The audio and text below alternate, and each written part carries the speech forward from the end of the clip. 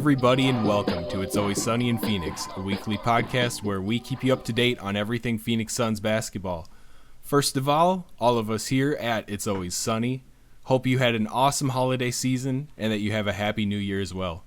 And today we're just going to recap some of last week's games and then preview games against the Rockets, Spurs, Raptors, and Jazz. I'm Charlie, and I have David and Mitch with me. What's up, dudes?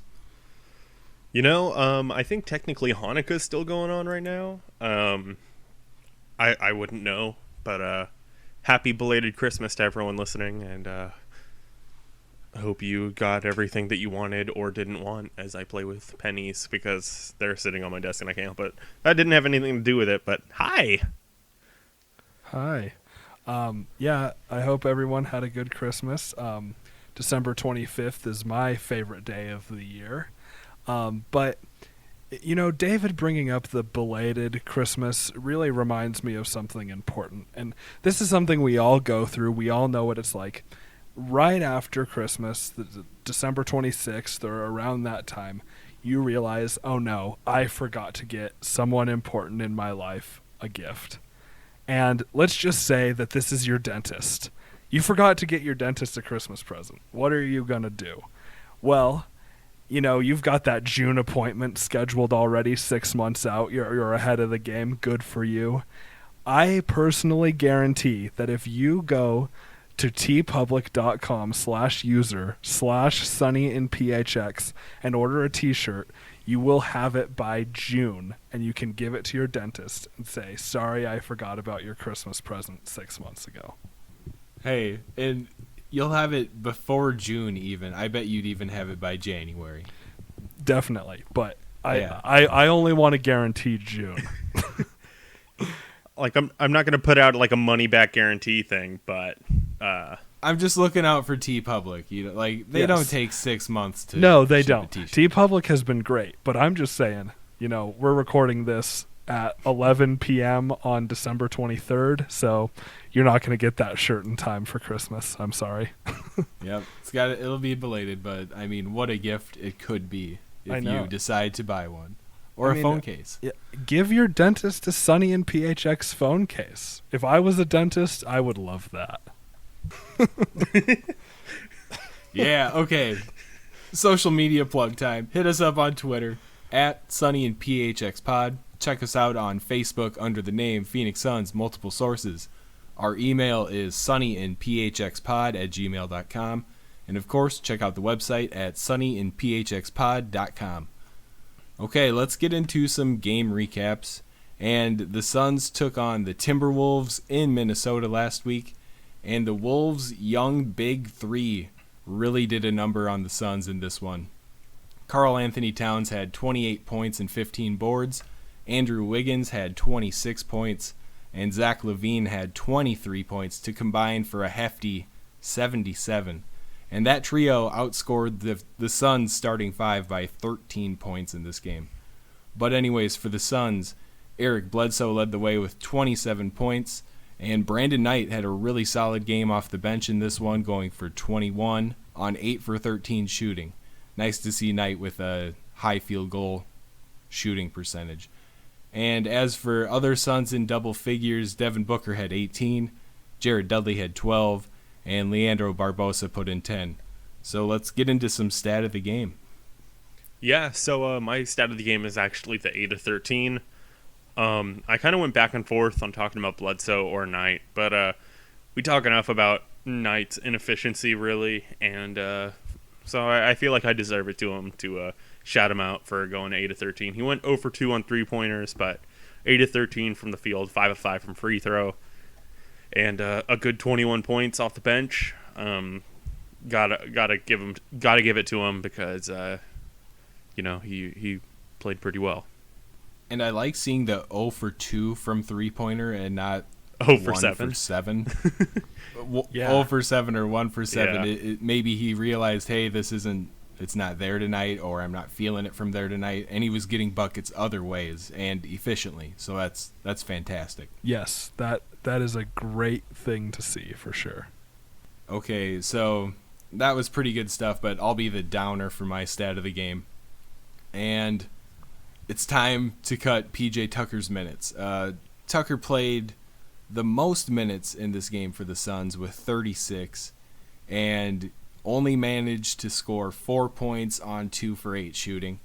And Tucker did have 4 steals and 6 boards in this one, but if you remember the big 3 stat line that I said earlier, he wasn't locking anyone down in this one. So, man, we've been harping on this a little bit, but I think if Dragan Bender would have played 36 minutes in this game, rather than the big fat 0 that he actually played, he would have easily matched Tucker's production in this one, offensively and defensively. So, to put it as nicely as I can, I'm getting a little antsy to see Bender start playing some more minutes.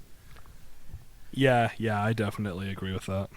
This PJ Tucker needs to start playing less minutes thing. How many games this season since he's kind of... I mean, I guess you can say since Warren's kind of been out and getting eased back into the lineup these last couple of games. But how many times has he led the team in minutes? Too many if you ask me. And, I mean, even Bender got a DNP. I know that maybe you don't necessarily want to play him at the 3, but he can play the 3. And plays it pretty all right, if you're going to ask me. So that's kind of infuriating, and I'm not sure what's going on with that. I think that probably Earl is trying to do his best to win and thinks that, PJ kind of has this... he has that reputation as being a hard-nosed defender, and we just haven't really seen it this year. Yeah, and I mean, I just want to reiterate what me and Charlie talked about a little bit last episode, and that's that these guys are probably getting primed to be traded. That's the only reason I can think PJ's getting so many minutes. Well, that and Warren being injured.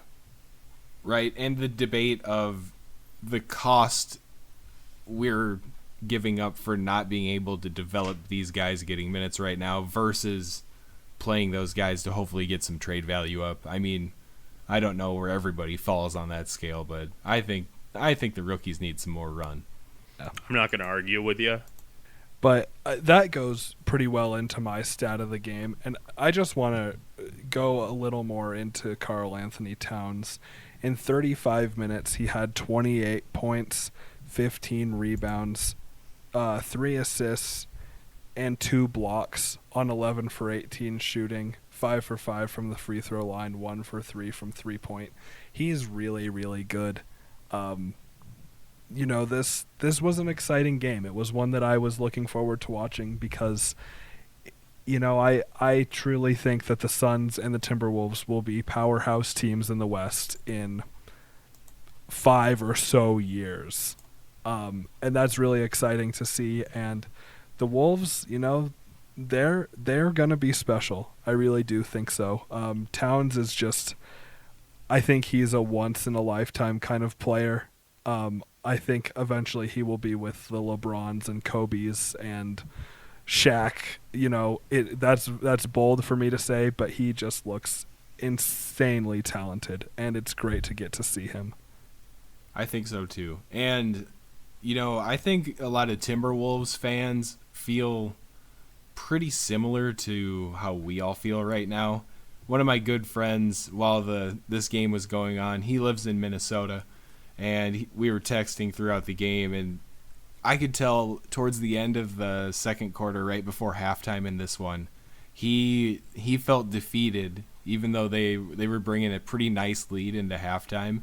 There were just a couple runs that the Suns put on that it seemed like, from what I picked up, he had seen that happen too many times, and you could tell he was just expecting the T-Wolves to blow this one. And I mean, that's how I know I've felt in a lot of these games. Like, if we have a nice lead in the first quarter, I'm thinking, oh man, there's still 3 quarters to play. There's going to be a lot of change happening. So yeah, but I think we're in the same boat as those guys, and pretty similar. They have the bigger stars right now, but we'll see how things even out as time goes on. Mm-hmm. No comment. All right, so we'll just move right into that Rockets game then. And say what you want about this 125 to 111 loss to the Houston Rockets, but there's one thing that needs to be said right off the bat. TJ Warren is officially back. Warren came off the bench in this one, played 29 minutes, going 9 for 17 from the floor to end up with 19 points. So we know we're all hyped about Warren being back. And then Devin Booker led the Suns in scoring 28 points, but it took 11 for 25 shooting to get those points. And Booker did do a pretty solid job filling up the stat sheet in this one, picking up 7 assists and 6 rebounds. And the Suns were able to keep James Harden under wraps early in this game, but he had a big second half and ended up with 27 points in this game. Eric Gordon was big time for the Rockets. He picked up 24 points, hitting 7 of his 13 three-point attempts. And guys like Gordon, Harden, and Ryan Anderson being able to pull the three from 5 feet behind the line, that's a lot to have to worry about. They stretched the floor really well. And this was another closely contested game through the first 3 quarters, but the Rockets outscored the Suns by 7 in the fourth to put this one totally out of reach. And all right, let's get into some stat of the game. I'm going to kind of just jump in here and talk about James Harden a little bit. As much as you can talk about last year's Rockets and how the chemistry stuff was going on, it seems like James Harden is really happy with this team right now. And even though he was kind of devoted to Houston to begin with, him and Patrick Beverley, as much as a lot of people don't like Patrick Beverley, Beverley's plays great next to him. He's got Ariza. He's got Ryan Anderson and Eric Gordon now, who are playing really fantastic. Just about as good or better than as they were playing in New Orleans. And so you basically are surrounding James Harden with 4 guys that could just spot up and shoot and run around screens and all that kind of stuff. And he had 11 assists. That's actually my stat, is 11. He had 11 assists in the first half, James Harden did, and then turned on the scoring. I think he only had like 10 points at halftime, something like that. And then just, EJ was talking about it, how he just turned it on in the second and got those points and really started scoring. This dude right now, if they can keep a top 4-ish record, 4 or 5, I think, in the league this year, even if that's like a 3 or 4 seed or a 3 seed in the West, I think that James Harden deserves MVP. I think he deserves MVP either way. This record plays into such a huge role, but dude is just killing it. Everyone wants to talk about Westbrook's triple-doubles, and Westbrook's doing great, but James Harden looks fantastic in D'Antoni's system. Yeah, he really does. And so does Ryan Anderson. That was, when I watched this game, I was just kind of like, oh yeah, I forgot Ryan Anderson plays for this team. And he just fits so well. And that kind of leads into my stat of the game, which is that the Rockets made 18 threes. That's pretty tough to counter. Their offense is just very prolific, and yeah, they're something special this year, I think. I know it's pretty crazy in the NBA world to compare a white guy to a black guy, but Ryan Anderson is the Channing Frye of the Houston Rockets when you compare it back to the 7 seconds or less era. They do the exact same thing. A big near 7 foot guy that stretches the floor like that. Great to see. That's exactly I enjoy it. watching that kind of basketball. Yeah, that's exactly it. It works. They've got Sean Marion Light and Trevor Ariza. They have their roll man, and usually it's Clint Capella, but since he's been out, they've been using Montrezl Harrell, who I know Chuck and I have talked about a little bit here and there about how we really like him a bit. Not a bit, but we like him and think that he's a pretty decent player. And I agree too. He's good. So they kind of have this mirror of some of the things that you've seen that have been so prolific in the D'Antoni system, and even Patrick Beverley playing. Even though James Harden handles the ball most of the time, I think that technically the Rockets bench units are outscoring the starters when Harden's on the floor and Harden's off the floor and Beverly's on the floor. I think they're technically like a +7 or something like that. Something dumb. But Beverly's been playing fantastic and playing his normal defense, but also like racking up a ton of assists, like per 36 and all that kind of stuff. Yeah, Beverly, really solid game against us. He was an assist and a rebound away from the triple-double. 18 points, 9 boards, 9 assists, and 2 for 3 from downtown. You don't think of the guy as a shooter, but he hit him when they counted in this game to kind of put the Suns away. Okay, now it's time for my stat of the game for this one, and my stat is one sweet Devin Booker poster right on Mitch's buddy Kyle Wiltjer's face. And after we saw this game get a little bit out of reach towards the end of it, we were rewarded. We stuck around for that whole game, and we got to see this huge dunk by Booker just to kind of end the night.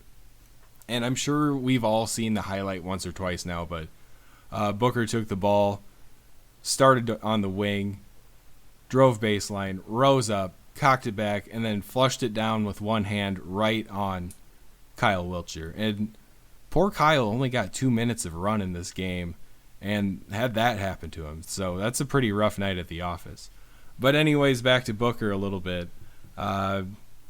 We haven't seen this out of Booker. We see the dunks, but we don't see the explosive, powerful dunks like this. And we saw him toss a couple down this game, but this last one was incredible.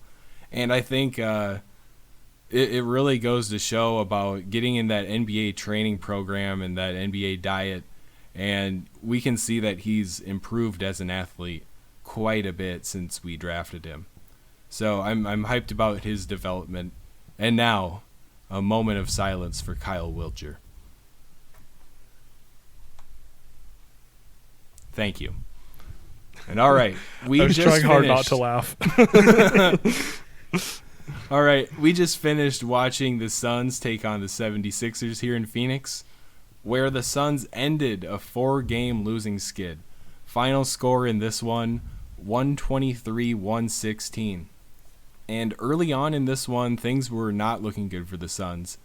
And it was really nice watching them be able to turn things around late in this one to pull out the victory, after being down by 13 at halftime. So the Suns had 2 players score over 20 points tonight. Bledsoe put in 24 and Booker had 23, hitting 4 of his 9 attempts from downtown. And TJ Warren with another nice game off the bench. And it's nice seeing him get these big minutes. He had 32 minutes for this one, and he scored 19 points. And Joel Embiid was the high man for the 76ers. He had 27 and grabbed 7 rebounds. And he's been a lot of fun to watch so far this season. He has a lot of tools that they're going to make him into a solid player in this league for a long time, I hope. So, I didn't get to watch a ton of this game tonight, so I might skip my stat of the game, and I'll just let Mitch and David tell you guys all about this one. Yeah, well, what I want to highlight in this game is the fourth quarter. We scored 42 points, and I've mentioned little spots here and there like this where, you know, there will be times where you can find hope in the Suns once again. If you are having your faith in the Suns challenged or you're losing hope, go watch the fourth quarter of this game. I know it's against the Sixers, but we were just firing on all cylinders. 42 points in the quarter. We didn't miss a shot until there were 2.5 minutes left in the game. We were 12 for 12 at one point, and it wasn't just easy layups. We were taking some tough shots. We were hitting threes. It was a really great fourth quarter. We had Bledsoe and Booker and Warren providing most of the scoring in that fourth quarter, so it was really good to see some of our core guys really getting the job done when it counted. At halftime, we were down by 13, and about mid-third quarter, we had cut the lead to just 10, and then we had a great series of plays that I want to go through really quick. So we're on offense, down 10. Marquise Chris hits a 3. Go on the other end and get a defensive stop. Come back, Marquise Chris attempts another 3 and misses, but we get it done on defense and stop them. Then next time on offense, Bledsoe hits a 3, and we get yet another defensive stop. And then Booker hits a 3 on offense, and the game is now within 1 point, and the Sixers are forced to call a timeout. That is a great way to respond to a third quarter deficit, and we really just got the ball rolling at that point. Yeah, that fourth quarter we just played really good. I didn't watch too much of the game as well as Chuck, but I did watch enough to kind of get a feel for kind of how everything went and how we were really able to turn it on in the fourth quarter. My stat of the game is I don't really have like a particular stat. I could throw out that Brandon Knight only played like 15 minutes, and we could make jokes and be dumb about the possibility that he's playing less minutes because they're trying to get a deal done to ship him out. I don't really feel like talking about that really, because that's just a menagerie of who's who and what's what, and just speculating on nothingness and things that are just kind of depressing. So I'm gonna go ahead and talk about my stat of the game, not as much a stat, but talk about a potential starting lineup.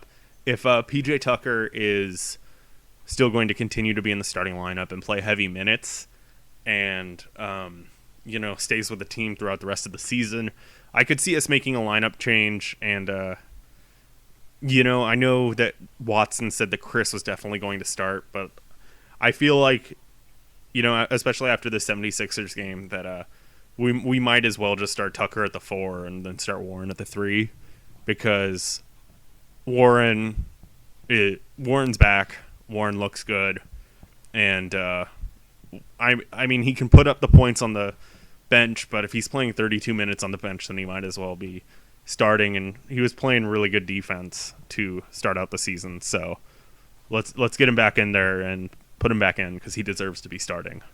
Yes, I definitely agree with that. And it's been 3 games now that Warren has shown he's ready to go. He didn't play a ton in the game at the Timberwolves, but against the Rockets and Sixers, he's been great. The thing I want to mention, kind of along those lines, is on the other side in this game, and that's Nerlens Noel. He only played 10 minutes tonight. He's mentioned that he feels like he should be playing more. People have talked about a potential trade to Phoenix. I know personally I'm not in favor of that. I think we're set with our big men, but I just want to know what you guys think about the possibility of having Nerlens Noel come to the Suns. I mean, it makes sense. I like the right? idea.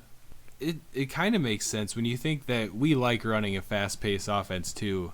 And if we could play him at the center compared to Chandler and Len, I think he'd really bring us a guy that would beat the other team down the court for those easy dunks that we just don't see with Len or Chandler. Chandler's getting a little rundown. He's getting old, and Len isn't exactly a lightning bolt out there. So, I mean, from that aspect and on the defensive end, I'd welcome Noel.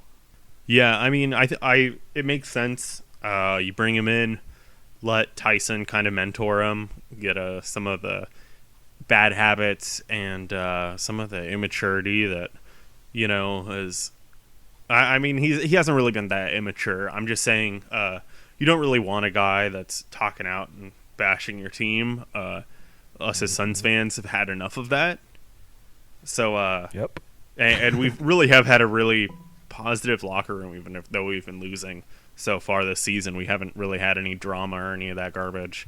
Luckily, we just have the constant, are we going to actually trade someone in the backcourt? You look at Alex Len, he had... We always talk about plus or minus in context, and this context could be a little weighted, but I mean, Alex Len had the worst plus or minus for the Suns. He had a minus 17, and I think you've got to look at how Marquise Chris was looking, playing kind of backup center when Len was out for a couple of those games, and maybe Bender getting a little bit of those center minutes, or even Allen Williams. You look at those kind of guys and just think that maybe we play a little bit better. And, Len can have good games here or there, and he can put up some blocks. But a lot of the time, he is a slower guy. So I don't know. It's tough. If you have Noel, you have someone that's a defender, doesn't have an offensive game. But if you're throwing out a lineup with Bledsoe, Booker, Warren, and either Dudley or Tucker or I almost said Warren again, or Marquise Chris or Dragonbender, you have enough guys that can shoot the ball that you don't necessarily need to have a fifth guy that can hit a jump shot.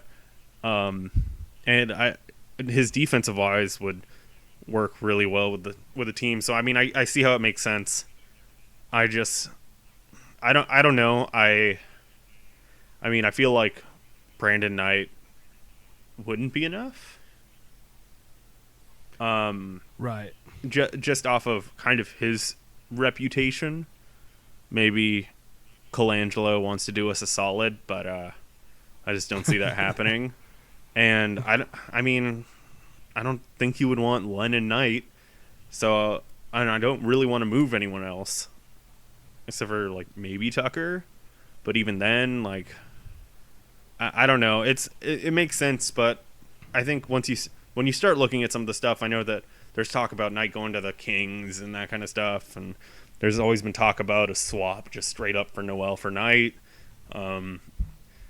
I don't know. All this stuff is just maybe not, but I'm just always afraid. We talk about Knight and talk about some of his inefficiencies, his struggles on the defensive end, and all I can think of is maybe we're just blowing all that out of proportion, and some other team thinks that he can be how he was on the Bucks, where the Bucks were a winning team and we're a playoff team, and then kind of fell apart once they traded for Michael Carter-Williams and traded Knight. But that trade discussions are always interesting, and you never kind of know what's going on because we're making it up.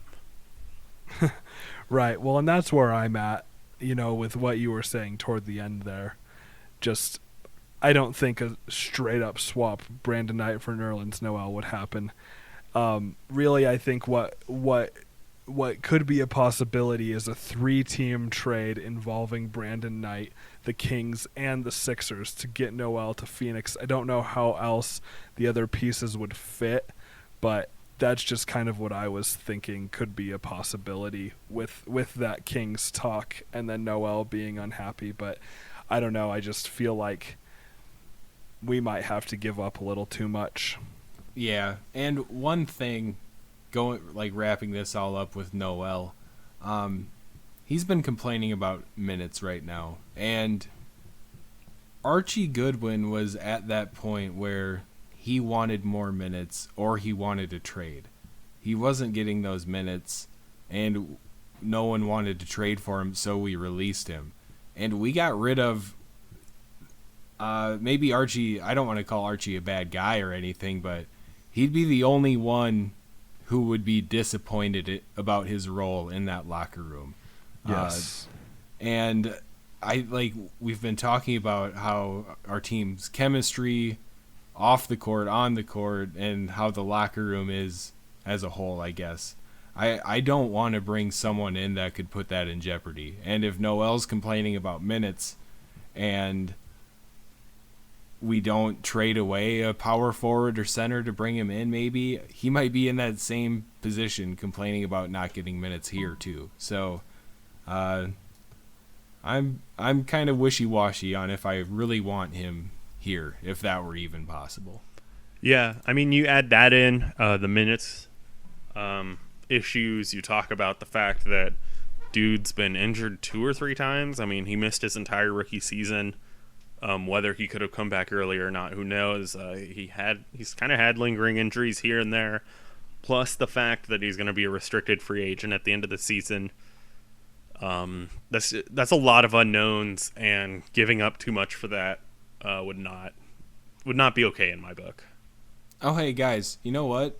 I do have a stat of the game for this one. Ooh, okay. And you know what? I was talking about this, but I believe this was the episode that we didn't publish. Yeah, it was when the 3 of us were doing our Christmas wishes. And I wanted to put this one in last episode, But I wanted to say I want Eric Bledsoe to get more assists. He's averaging like 5 a game right now, and as a point guard, you need more than that, especially if you want to be an all-star point guard, be known as one of the better point guards in the game. I think assists come right behind that. So Eric Bledsoe with 11 assists tonight in this game. I love seeing that, and I didn't get to see the whole game, but that's what I just sniped off the box score that really stuck out to me. So like seeing Bledsoe with double-digit assists. Yeah, it was really nice. He was really getting it done. Yeah, I think we all know he can get those assist numbers, but he just kind of tunnel visions instead a lot of the time, it seems, which can be kind of frustrating. But when he has these games where he can get those double-digit assists, it's always nice. I would like if he could get like maybe bump that 5 up to like 7, get 2 more assists a game, and with Warren back, you think that the possibility of bumping up those numbers a bit would be a little easier. Yes, totally. Definitely. Warren, one of the best cutters in the league, if you ask me. But I also just had a yawn that may need to be edited out of this. So I'm getting a little worn out. I think we need to move on to game previews. Let's do it. Let's talk about the games that are going to bring us up to 2017.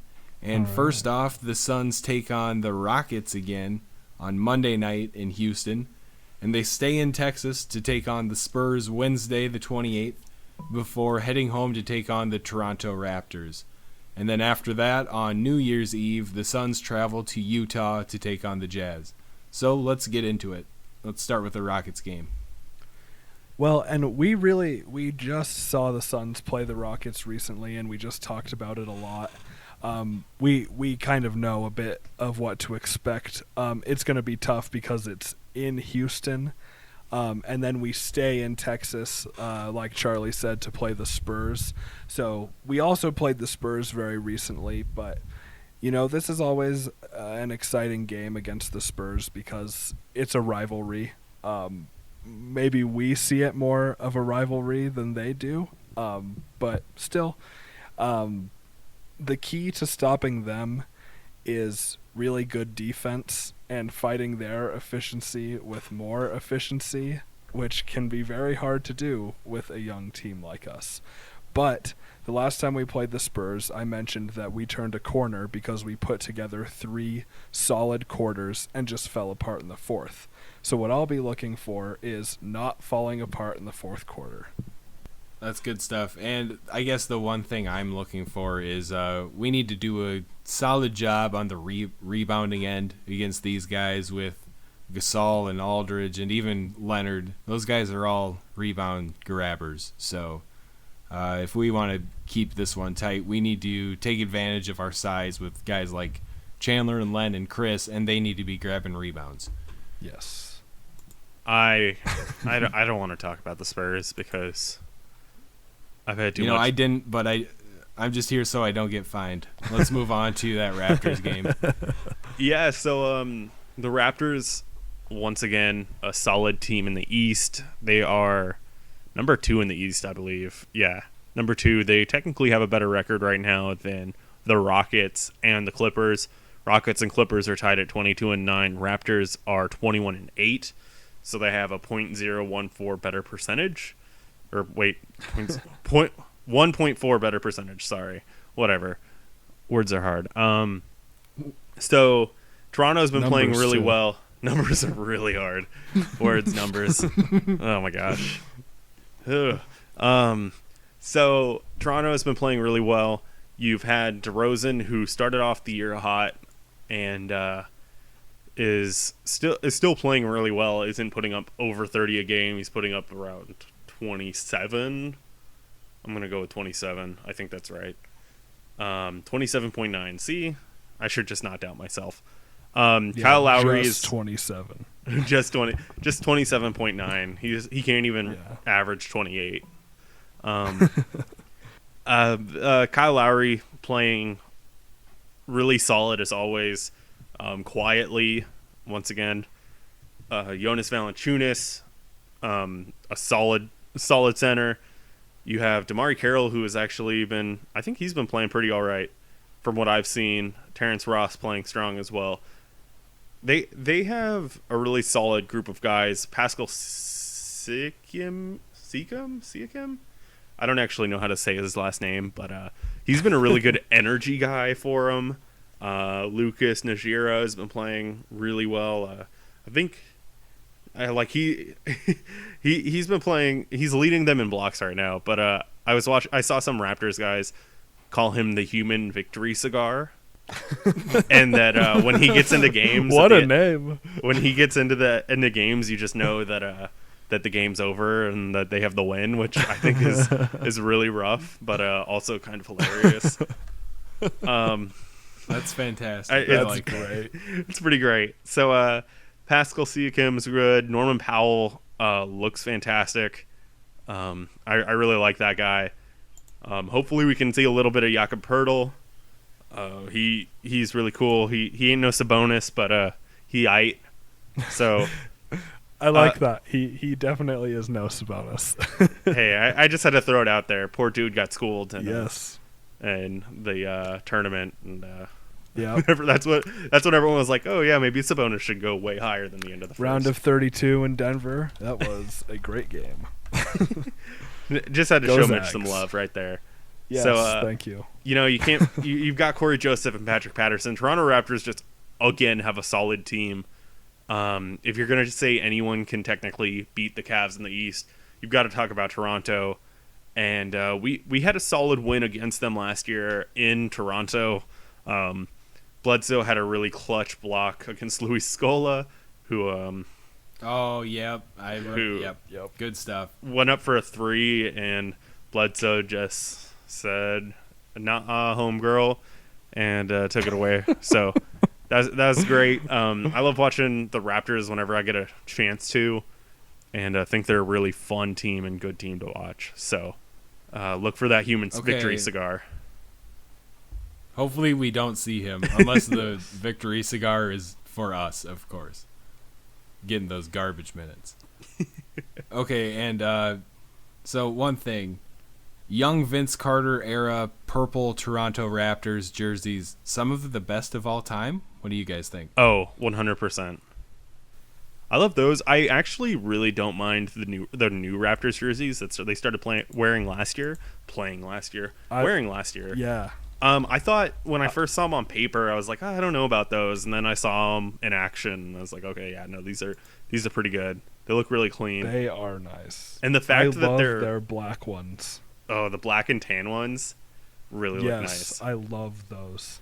Yeah, and they were wearing again the throwback Huskies jerseys, which Oh, those are great too. I am also a really big fan of. There's just something about those that's really cool, and you gotta give some love to the jerseys that the Raptors wear. Yeah. Well, and I love when teams do things like that, like the Raptors doing the Huskies thing, or when the Pacers do the Hickory jerseys. Anything like that. I think there needs to be more of that. Why can't the Suns do anything cool like that? And you know who else I want to see do that is the Hornets. I want them to wear their green pinstripe jerseys again. I thought you were Or gonna say you teal. want them to wear some Bobcats jerseys. I was like, oh man, just don't do that to them. No, I No. would never want that. Those teal pinstripe Teal. ones just remind me of Alonzo Mourning. Oh yeah, Uh-huh. And then Muggsy Bogues. Uh-huh. And then Grandmama Larry Johnson. Oh man. That was just a great era for basketball, no doubt. Yes. rose tinted glasses. Okay. Rose tinted glasses. I would Yeah. if we wore some Cinderella Suns like throwback jerseys. I think when was the last time we did that? It had to have been the 7 seconds or 7 seconds or less days, right? I think we did it one year. Man, I don't remember the last time we've legitimately worn throwback jerseys. Well, we had the 90s black ones, the awful season where I think it was Dragic here, right? when Dragic was here, and we had that 7'3" Indian dude for one game to play against Dwight Howard.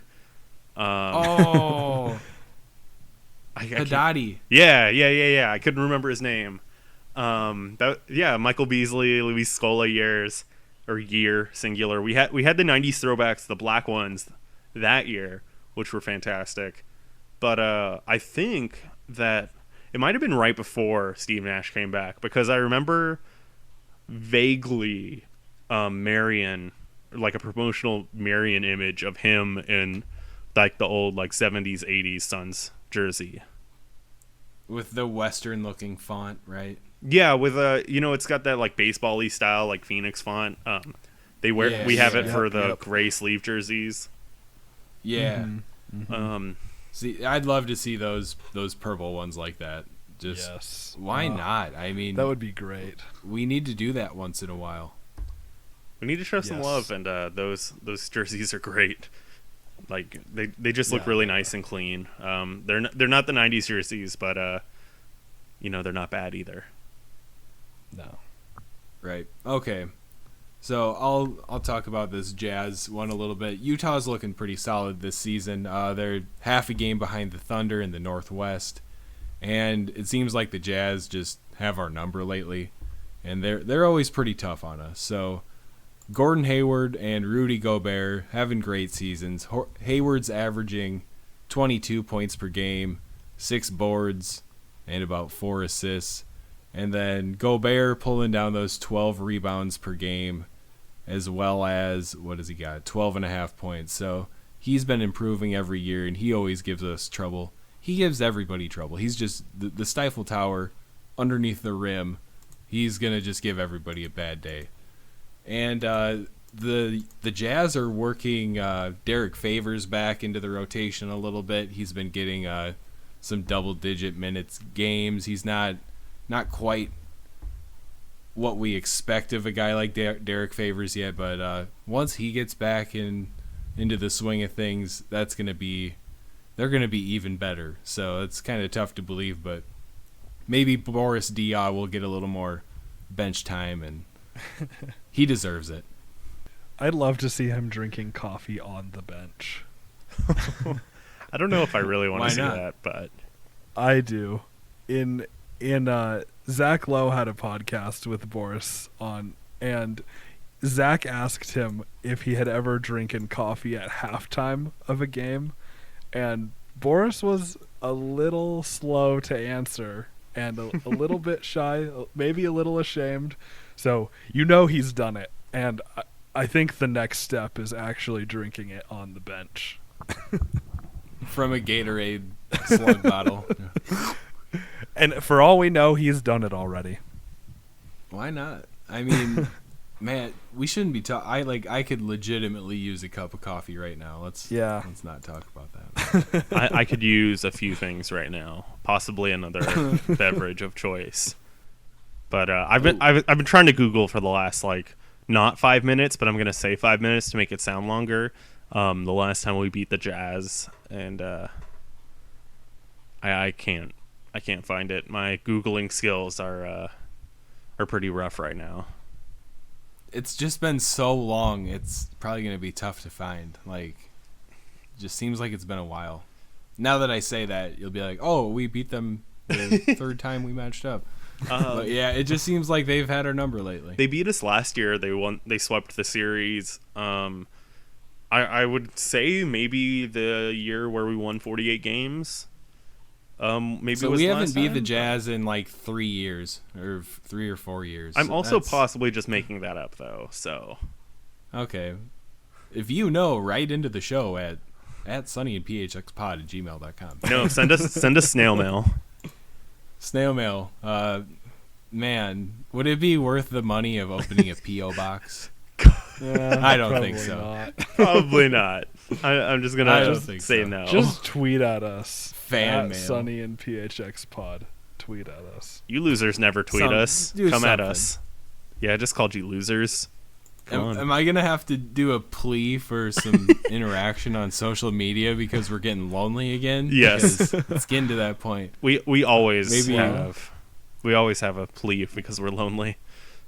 We'll give you until 2017 before I start laying it on thick again and making you guys feel bad about not talking to us. You can always drop in and just say hi. We had I remember one episode we said you can always just say hi, and we had 3 or 4 people say hi on Twitter, and Yeah. it was a lot of fun. A few friendly folks listen to the show, that's for Yeah. sure. Eh. All right, boys, let's start to wrap this baby up.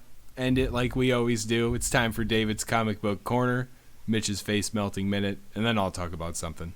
Go ahead, David. Yeah, so I was going to I don't remember what I was going to do. I remember what I was going to do. Sorry. Okay. It's been long.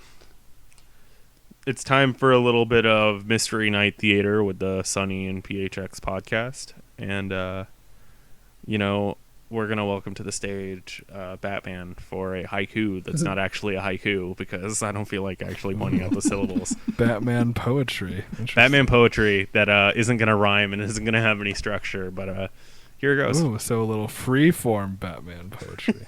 Do you want a beat?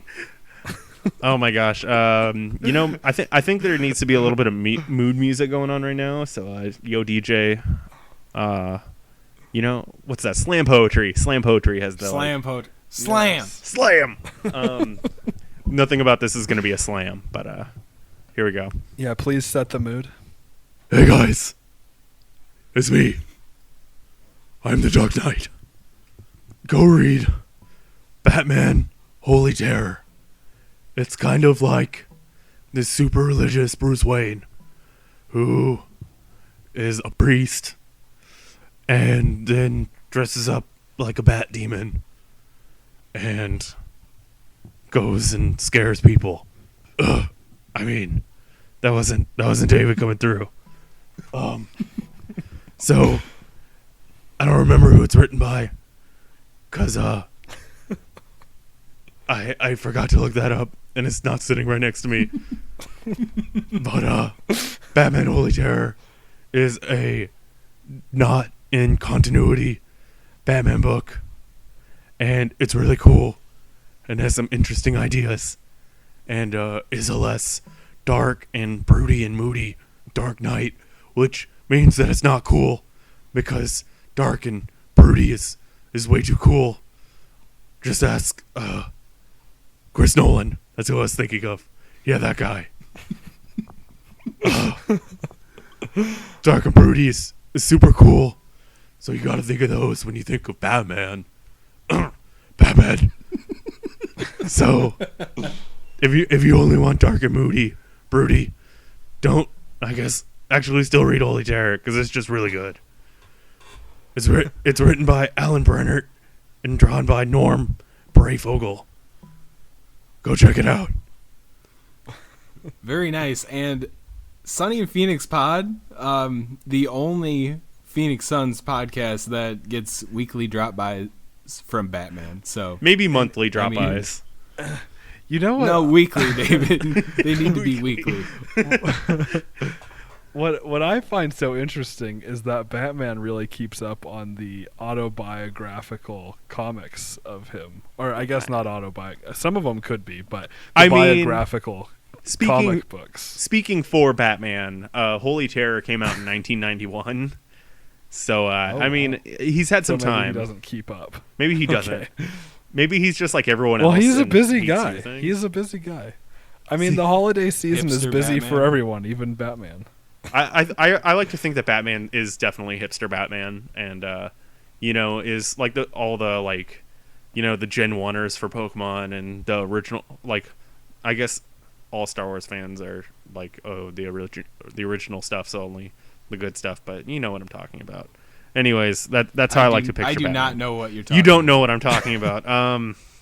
Let's just pretend like you do, so that way I don't feel as bad. Cool, Yeah, this- David. Awesome pitch. Thank you. All right.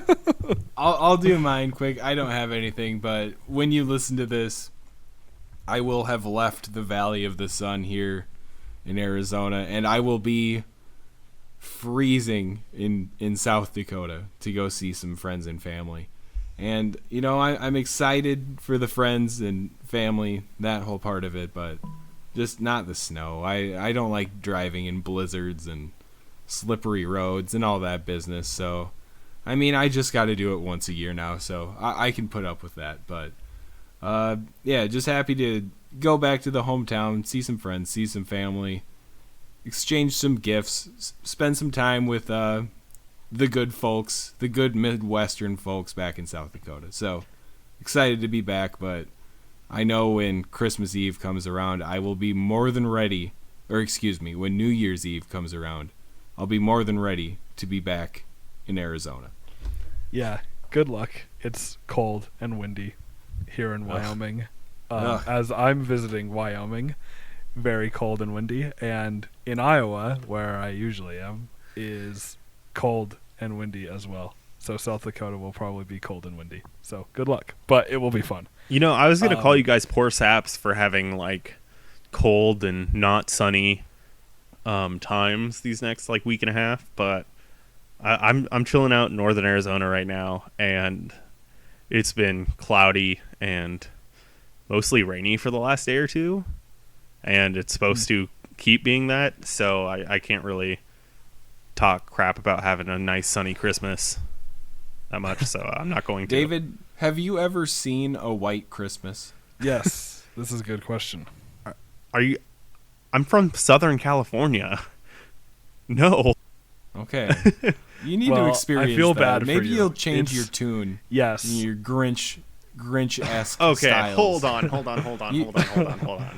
David, come home to South Dakota with me, buddy. Let's hop on a flight. Make a stop in can Wyoming experience. on your way. I'm gonna hide in your carry-on luggage, and it'll cost you a bunch of money, but you know, it'll be worth it.